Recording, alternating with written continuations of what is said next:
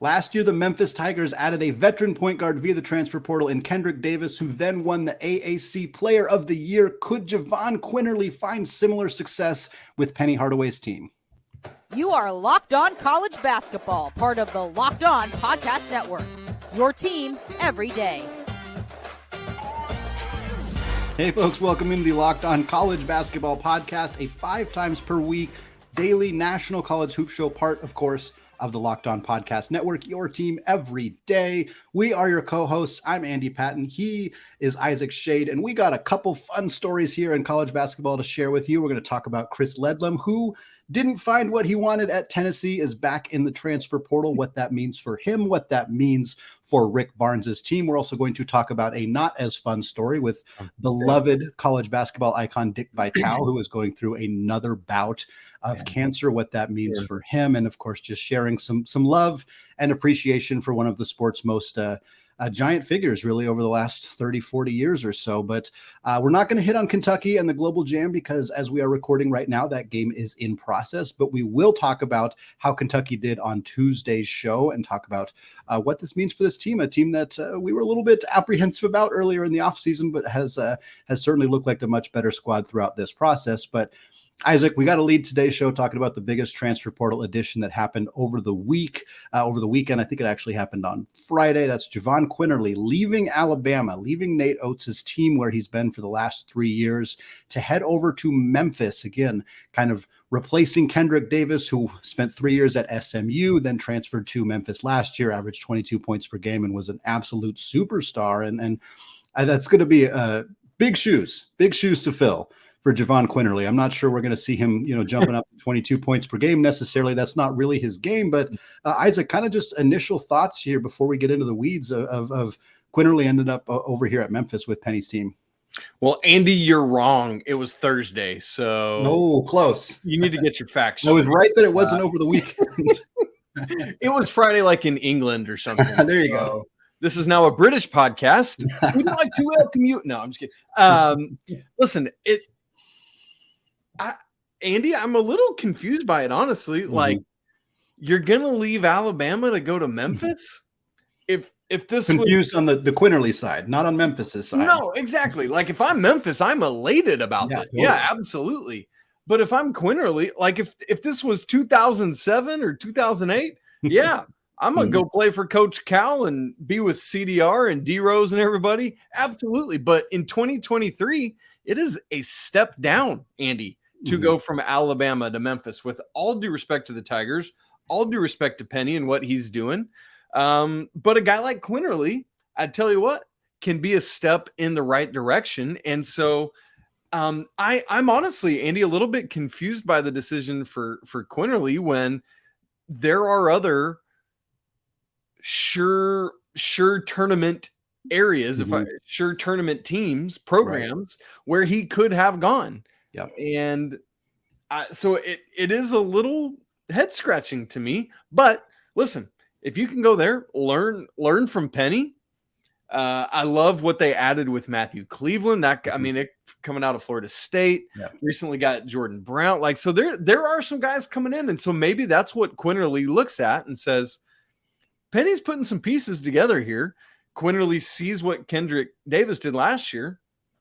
And to that regard, it does start to make some sense if they can do it. I mean, you look at the AAC as a whole, and it's like, hey, Houston's gone. We don't have to contend with that anymore. So maybe he's thinking, I can go to Memphis, eat at Central Barbecue a lot because that place is awesome. Andy, you ever been to Memphis? I have not, but maybe I'll check it out. When you go, you need to head down to FedEx Forum and then go to Central Barbecue. And my favorite one is right over by actually the Lorraine Motel, where is the place where Dr. MLK was unfortunately killed. Anyway, I'm getting on a complete tangent here.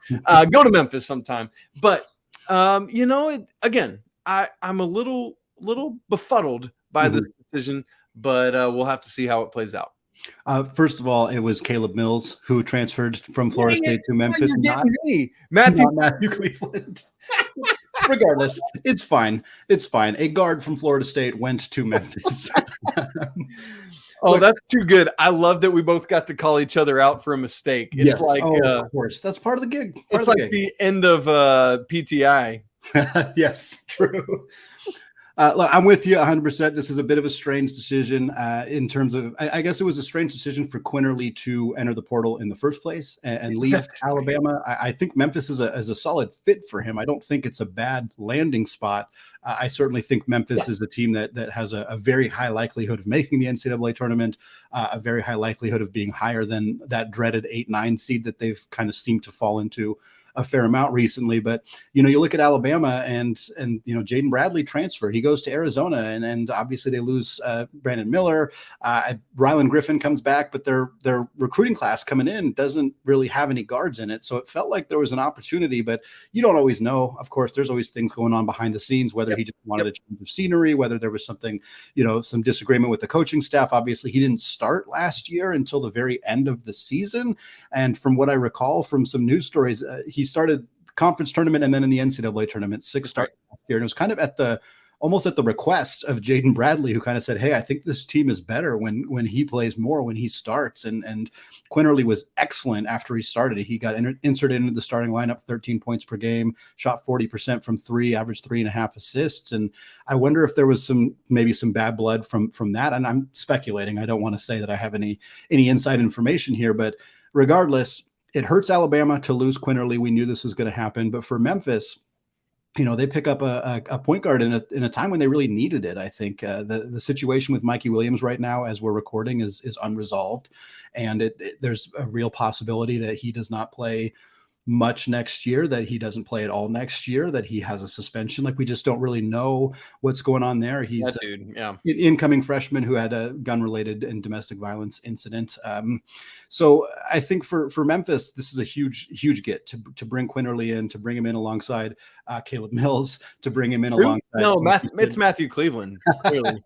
To bring alongside David Jones, who averaged 13 per game at St. John's last year. Like, I think Memphis did a really good job of kind of overhauling their roster in the transfer portal. And now they're a team that, like you said, they don't have Houston in the way. And I think there's more of a path for them to not only win the AAC, but to potentially do some real damage. And Florida Atlantic's going to be a huge contender for them. And I don't want to dismiss them at all. I mean, this team went to the Final Four last year. It would be ridiculous to dismiss them, because they not only went to the Final Four, they brought everybody back. They brought their coach back. They brought all their starters back. I think that's going to be a really good team, but Memphis got a lot better by bringing in Jahvon Quinerly, and him and Jordan Brown in a 2-week span is a really, really great way to overhaul your roster in July. And not a lot of people are able to bring in 2 high-level players like that at this stage in the game, but shout out to Penny for being able to do so. Well, and last year, Quinnerly was coming into the year off an off-season injury and some rehab stuff. And so it's the kind of thing where a lot of times it's the next year after that when a guy really gets back to being who he is. And so, to your point earlier, where I was questioning the Quinnerly side of it, and you're saying, but for Memphis, this is a huge get. And I'm right with you. Like, if I'm Penny, I'm over the moon about this. And I think Quinnerly, I don't think this is hyperbole at all to say he could be the player of the year in the AAC this year. Like, I could easily see a road to that. And it's great because, you started the show in the cold open talking about, could he, they got Kendrick Davis last year and the massive year that he had. Before that, Penny had been trying with just stubbornly keeping Alex Lomax as their starting point guard, and just didn't get that. And there was the whole Omani Bates thing. And so that switched last year to Kendrick Davis. And I tell you, if they could get, if this is a successful thing for Quinnerly, it could almost be like what Steve Forbes has done at Wake Forest, where he just keeps getting great for guards to lead the way. And man, that could be huge for Memphis. What I think is going to be really interesting, Andy, do you remember, you just talked about FAU making to the Final Four. They barely made it out of the first round and took a little bit of some iffy officiating to knock off. Do you remember who it was they beat in round 1? How could I forget? Didn't Penny Hardaway chuck a water bottle across the board? So these two teams we now expect to be at the top of the AAC this season. are the two teams that battled in the first round of the tournament last year. And so, man, I'm super excited, as you said, for the new look AAC. Should be a lot of fun. And Jahvon Quinerly is going to be right at the top of that for Memphis. Well, we change from the west side of the state of Tennessee back to the east side, where Tennessee's first big acquisition of the offseason was Harvard's Chris Ledlum. But we found out late last week that he is now back in the transfer portal. That was Thursday morning. I was sitting in a Starbucks parking lot when I got the news that he is leaving the Vols a little bit thin on the wing there. Is trouble brewing for Rick Barnes? We'll talk about it in just a second. This episode of Locked On College Basketball is brought to you by our friends at FanDuel. Take your first swing at betting MLB on FanDuel and get 10 times your first bet amount in bonus bets, up to $200. That's right. Just bet $20 and you'll land $200 in bonus bets, win or lose. That's $200 you can spend betting everything from the money line to the over-under to who hits the first home run in a game. And all of this comes on an app that's safe, secure, and super easy to use. Plus, when you win, you get paid instantly. There's no better place to bet on MLB than FanDuel, America's #1 sports book. So sign up today and visit FanDuel.com/lockedon to get up to $200 in bonus bets. Again, that's FanDuel.com/lockedon. FanDuel, official partner of Major League Baseball. Hey, Andy and I want to sincerely thank all you everydayers for joining us in the dog days right here in the middle of July, when we're about 17 Mondays away from the first day of games, which, Andy, man, I cannot wait. Cannot wait. And so we're really grateful. Make sure, as Andy said earlier, you tune in tomorrow where we talk about Kentucky playing in those global games. We'll get to all that soon. But before we get to that tomorrow, we want to move, as I said, from the west side of the state of Tennessee over to Knoxville, where Rick Barnes learned late last week. Well, we don't know when he learned it, but news broke that Chris Ledlum, who had committed to Tennessee from Harvard, is re-entering the transfer portal. And Andy, well, the Chris Ledlum stuff of it, but like just in general, man, like I think it's not going to be a tidal wave of these kind of things, but this is part of what we're going to have to deal with now, even in June and July, is guys committing to a school, and then you see other people coming in or coaches are talking to you behind the scenes. And I think this is just going to be part of our off seasons now in college basketball. Do you feel that way? Or is this just some one-offs we're experiencing because we still got COVID eligibility? What do you think about that? Yeah, we're going to keep seeing it unless the NCAA starts litigating it. And it's hard for me to know how they would do that because there's a lot of like Devin Cambridge. So Devin Cambridge was at Arizona State last year. He entered the transfer portal. He went to Oregon. By all accounts, he was at Oregon. I assume that he registered as a student. Like, I don't know all the process that happened there, but then like very suddenly it was announced that he committed to Texas Tech. And it was like, what the heck happened? Like, we didn't hear a report that or at least if we did, I missed it, that he decommitted from Oregon, that he re-entered the portal. Like, it just kind of felt like this very quick bang, bang. Okay, now he's at Texas Tech. And like, that's really hard I'm all for player autonomy. I remain kind of staunchly in favor of player autonomy, but something's got to give here, whether it's a hard cutoff for rosters need to be set at this time or limiting the number of times you can commit to a school and then decommit in the same offseason unless there's a compelling reason to do so, like a coaching change. I don't know I don't know how to necessarily put a policy together here, but this is interesting that we've seen this now. Like, Ledlum committed in like April. Like, he was really early. He was one of the first big names in the transfer portal. He was a pretty early commit to Tennessee. Tennessee rounded out a class around him. They added Dalton Connect from Northern Colorado, who's excellent. They added Jordan Gainey from USC Upstate, who averaged about 14.5 points per game there.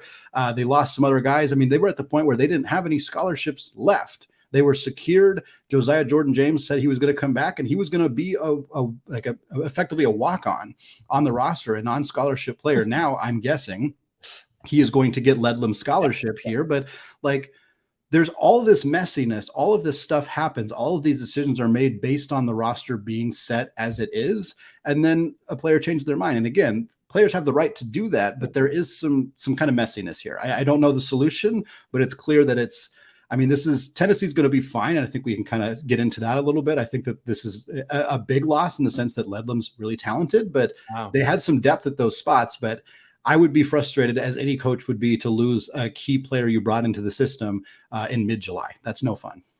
Yeah, and I'm curious how the NCAA is going to handle these things long-term, because Ledlum had signed with Tennessee, did that back, I believe, May 10th. And so it's like, does that count as his one-time transfer? Right. And now he's got to get a waiver? Yeah, I don't know. Yeah, that's a great question. It sure seems like if he enrolled at the school and went through that process, I don't know. I don't know where they are at with that. Man. Anyway, so let's talk about the Tennessee side of this, and then we can look at the Ledlum side of it. For Tennessee, they have gotten several guys back. I mean, the haul they brought back was bigger than what I thought it would be. Getting Zakai Ziegler back, obviously, we're going to have to keep tracking his recovery from injury. Josiah Jordan-James, as you just talked about, is back. Santiago Vescovi. So that backcourt is intact. You love to see that. But I think unexpectedly lost Julian Phillips. I really thought he'd be back for his sophomore year. I would say probably unexpectedly lost Olivier Kamwa, who similar to Quinnerly, I was like, really? You're transferring? Okay. Yeah. But man, a couple of those guys are still there. And man, Tennessee's in really great shape. But Andy, with this, I mean, I know you look at a Rick Barnes team and it's more about hey, we got to guard and we got to defend. But because of that, with what Ledlum was bringing in from a scoring standpoint, I mean, they lose that. If you're looking at, and I know we're not doing a full on SEC power rankings right now, but losing Ledlum, would you keep them in that upper hierarchy of the SEC with Alabama, with maybe Kentucky? I just, the SEC feels like right now it's probably so wide open. Do you think this hurts Tennessee enough to drop them into tier 2 of the SEC? I think so. I think it hurts their depth in a pretty significant way. I mean, I think that this is a team that has so much guard talent on the roster, like you mentioned, with Vescovi, with Ziegler coming back, and Connect is 6'6". He can play that kind of a 2-3 hybrid. I'm excited about him, man. He's really good. And I think him and Ledlum were somewhat similar in a handful of ways. And I remember it seemed a bit odd at first that they both went there, both guys who were high-level scorers at a mid-major school, both guys who were great rebounders, both guys who were 6'6" wings. There was a lot of similarities. And I remember for myself, when Gonzaga was looking at players on the Locked On Zags podcast, I talked about both of them as hey, these are two guys who kind of fit the same archetype. And then they both went to Tennessee. And so it was if anybody can figure it out, I'm sure it's Rick Barnes. I think they have a plan in place, but I wonder, if that contributed in any capacity to Ledlum deciding to leave, which as of right now, we don't have any information as to why he chose to make that decision. But B, it kind of makes me feel a little bit more confident that Tennessee, most teams losing a player of Chris Ledlum's caliber would be really devastated on the wing. And I think Tennessee can handle it more than a lot of teams because they got so many of their guards back, and because they got a player like Dalton Connect in the transfer portal who kind of fills a lot of that kind of high scoring off the wing type of archetype that they lose with Ledlum. Yeah. And I mean, I'm looking back right now at Jeff Borzillo's most recent Way Too Early Top 25. He didn't even have Ledlum in the projected starting lineup. His backcourt, Ziegler and Vescovi, connected the 3, JJJ at the 4, and Jonas Adu at the 5. So I don't know. Maybe that's why. Yeah. And so, there is that kind of thing. I think they've got to take a step back. Yeah. But it'll just be, man, the SEC, it's so hard to know year in and year out. Andy, let's talk about the Ledlum side of this and where he lands. He is a Brooklyn kid, and we know that Rick Pitino, man, he's been trying to get, I think, the entire state of New York and the surrounding states to come play for him at St. John's. I mean, do you see maybe that's some back channel stuff that led Ledlum out the door in the first place? I don't know. What do you think? Yeah, it's possible. I mean, it's an interesting situation because if Rick Pitino had 40 scholarships, he would fill every single one of them. Like this is a person who is very, very dedicated to recruiting as many players as possible. I believe he has added 11 or 12 players in the transfer portal. He's lost basically the entire team as well. St. John's is just going to be, if you watch St. John's casually last year and you turn them on this year, you're not going to see basically any of the same players. And I think Chris Mullen has eligibility left. Exactly. He does. Patino's going after him. That's for sure. And look, I mean, yeah, he's a New York kid, and obviously the bright lights of playing in New York is always appealing. And St. John's hasn't been really a good enough team in the last few years to really attract a lot of that top tier talent. But now with a coach who has the pedigree that Pitino has, with an overhauled roster that brought in a lot of talent, I could see him being able to kind of take bigger swings for some of these guys. And Ledlum was connected to St. John's early in the offseason. Indiana, St. John's, and Tennessee were kind of his top three before he ultimately, went with Tennessee. And I think if they have the spot, if they have a space for him, and that's what, I mean, just trying to untangle what this roster looks like and where everybody's going to play is kind of difficult. But frankly, I could see both Indiana and St. John's still being in the mix here, even though this was back in April when he initially committed at St. John's. Again, whole new roster, but they'd take a guy who averaged 19 per game at Harvard. I'm confident they would. And Indiana, they lose Tamar Bates to the transfer portal. They lose Jordan Geronimo to the portal. They bring in Kalel Ware, who's excellent. I think him and Malik Renault is going to make a really dynamic front court for Mike Woodson and the Hoosiers, but they could use another player on the wing like Ledlum as well. So I think that's the starting point for looking at where Ledlum might end up, is the two schools that were connected to him previously. And him being a Brooklyn native, Pitino being Pitino, it's hard to not feel like we're at least leaning in that direction at this point, having only recently found out that Ledlum is going to still be available. Yeah. And Anthony Walker from Miami also transferred to Indiana, 6'9" forward. Yeah. Hey, Andy, by the way, do you know who transferred to Miami? Caleb Mills. Matthew Cleveland. Cleveland. I just had to. That's literally the only reason I brought up Anthony Walker, so I could bring that back around and laugh at my own stupidity. I love it. Well, it's good to get a joke in before we finish the show, talking about a more somber topic here about Dick Vitale, of course, the beloved college basketball icon. He once again is going to need radiation. He shared recently that he has vocal cord cancer, another tough blow for, of course, one of the game's most prominent figures in really the history of college basketball. We're going to talk a little bit more about Dickie V and a little bit more about his current status health-wise coming up right after this.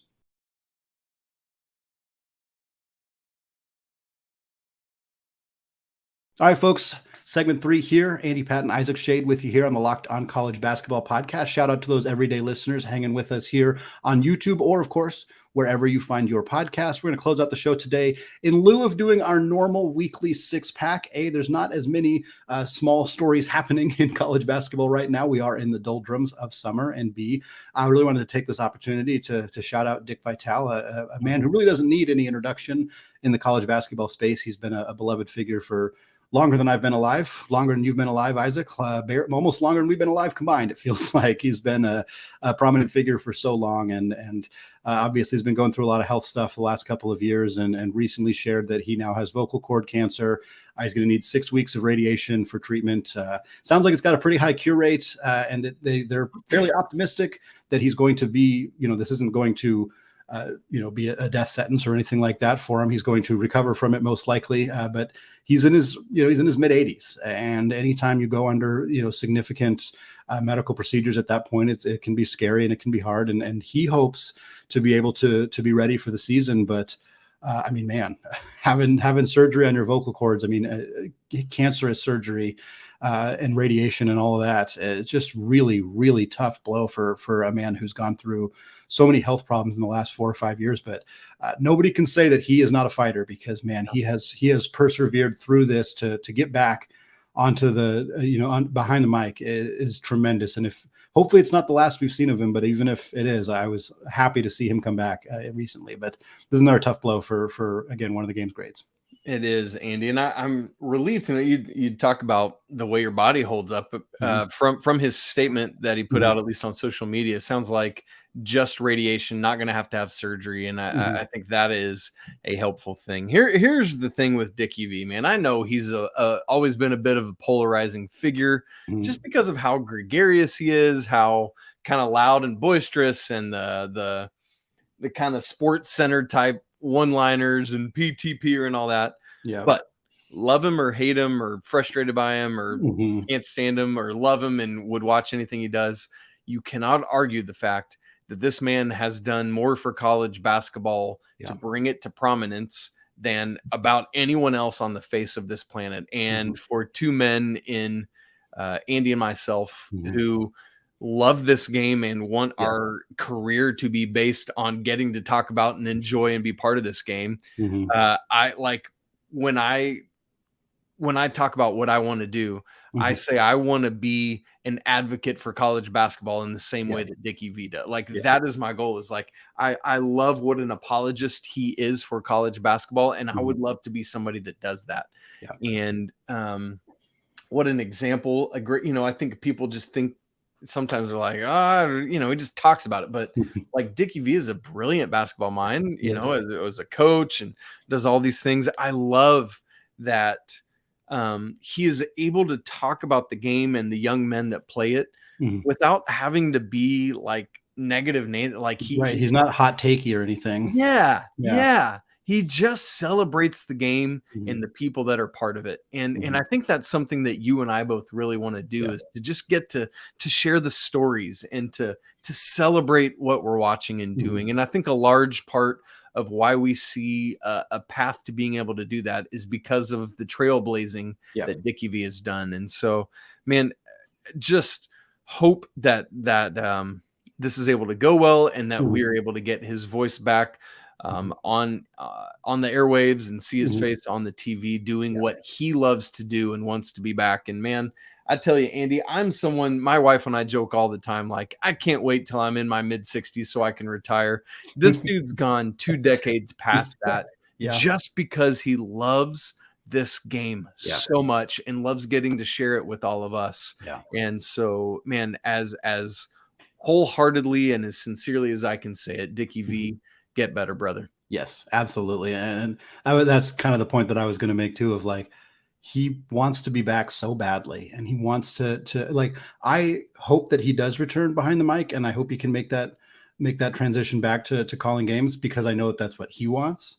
I know that that's what he wants. I also hope that he makes whatever decision is best for his health. I don't want him to come back if it's going to literally kill him. I think that he would, quite honestly, like he seems so passionate. And I think in an era where sometimes passion is viewed almost negatively, like to be unapologetically so passionate about what you care about is not always viewed negative or not always viewed positively. And there's people who dislike Dick Vitale in part because of that. It's also his voice, and it's also, people have accused him of being a overly favoritism towards Duke or whatever. And I get that. But he is unequivocally very, very passionate about college basketball, more than anybody I've ever met in my life. And that includes you, Isaac, that includes me, that includes everybody who's listening to a podcast about college basketball in mid-July. Dick Vitale encompasses that passion in a way that is really kind of incomparable. It truly is. And I think about that game that he did return. It was Gonzaga UCLA, November of 2021, when he got back behind the mic, and the camera cut to him as he was him and Dave Pasch, and Dave Pasch was kind of introducing him, and they cut to Dick, and he was already crying, like already emotional, already just so overwhelmed by getting to come back and do this job. And it was a really powerful moment. And I think that's part of the reason I want him to return, because I want to see that moment again. I want to see him come back another time and return to this game and return behind a mic to do the thing that he loves to do.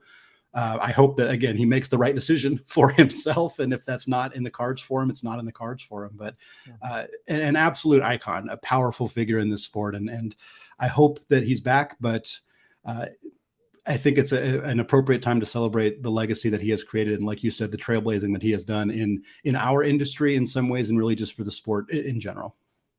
Yeah, well said, my friend. Man, college basketball is better when Dickie V is a vocal part of it, and we hope that could be the case one more time. Andy, it feels appropriate to just in the same way you brought us into this segment on a somber note, to get out of it on a little bit more of a somber note than usual. So I'll just adjust my usual sign-offs and say apologies to the Vitale family. Go Dickie V, and until tomorrow, peace out.